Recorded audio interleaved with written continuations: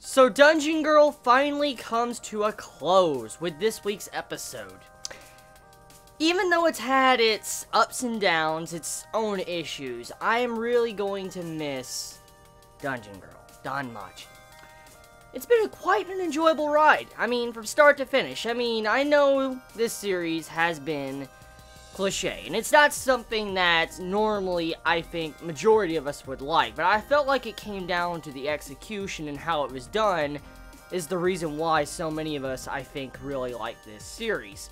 And so, I'm really sad to see it go. I mean, I really hope we one day eventually get a Season 2. I really do. I hope one day we get a Season 2 of this anime and get to see what's going to happen afterwards, because with the setup of this finale, it sets up for a possibility of a Season 2, and from what I hear, though, we're kind of caught up with the light novels, from what I hear. I don't know if that's true or not, but supposedly we're like 7 light novels in, which, that's crazy. That's straight up ridiculous amount of pacing and rushing. I know for a fact this series has had its, like, rushing compared to the light novels. I've been told by light novel readers. I've read the first light novel, and I already saw apparent things going on. But just to see how we're, like, I think 6 or 7 light novels in, that's kind of crazy. But not getting on to that, let's just, talk about this anime. So, with this finale, we are given some information that kind of shocked me, and it kind of explains a lot of details that we saw through this series. For one thing, Bell is the grandson of Zeus. Whoa. Okay, so Bell is the grandson of Zeus. He is like the last part of his familia, Zeus's familia. The familia myth, or whatever it was called, like, what was said at the end. And Bell is the grandson of Zeus. That old man we've heard talk to Bell in certain flashbacks, that is Zeus. What the fuck? So, Bell is some form of descendant of a god. A fucking god.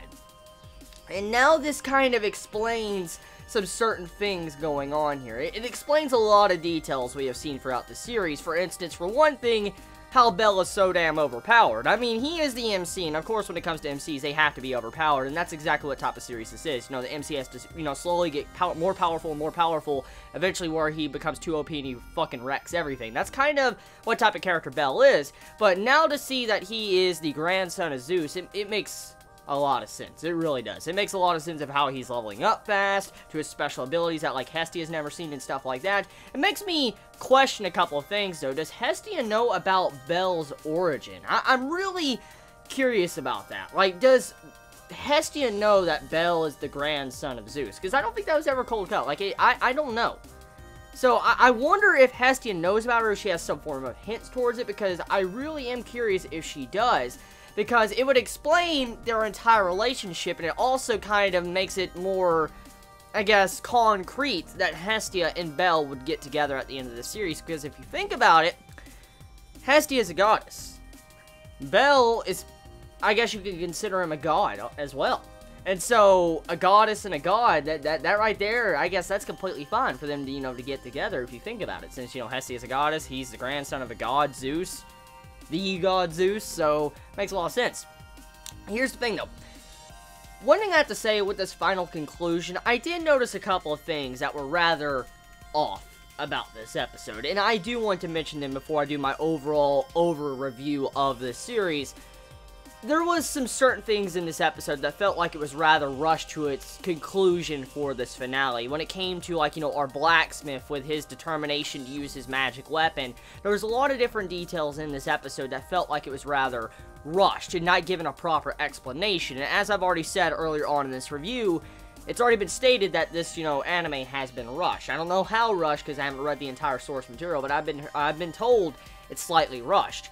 And so, I'm assuming that was probably more explained and more built up in the light novel, but in terms of the finale, there was a lot of different details that were just kind of rushed to its conclusion, which, it's okay, I guess. I mean, I didn't expect a you know, the best ending damn conclusion, like 10 out of 10 conclusion from this series, because it's not that type of series. This is a series I think all of us already knew from the very beginning. It was going to be a series that probably left us on a, you know, a cliffhanger, a bad cliffhanger, and we don't know if it will ever have a season 2 or not. We have no idea, but we did enjoy the ride, and that's what we come to do to watch anime. We just sit back and enjoy anime, or read manga, and just enjoy ourselves. That's what we do. We seek entertainment, and I felt like Dungeon Girl did a damn good job with what it had.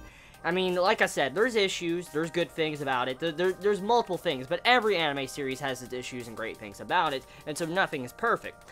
Overall, though, the series will be missed, and I will recommend it in the future if someone wants to watch it, you know, a down-to-earth, I guess, supernatural RPG series that is kind of shonen-ish a little bit, and someone wants to sit down and, you know, just watch a series like this, and, you know, just have a little bit of a fun time, I'll definitely recommend this, because it was fun.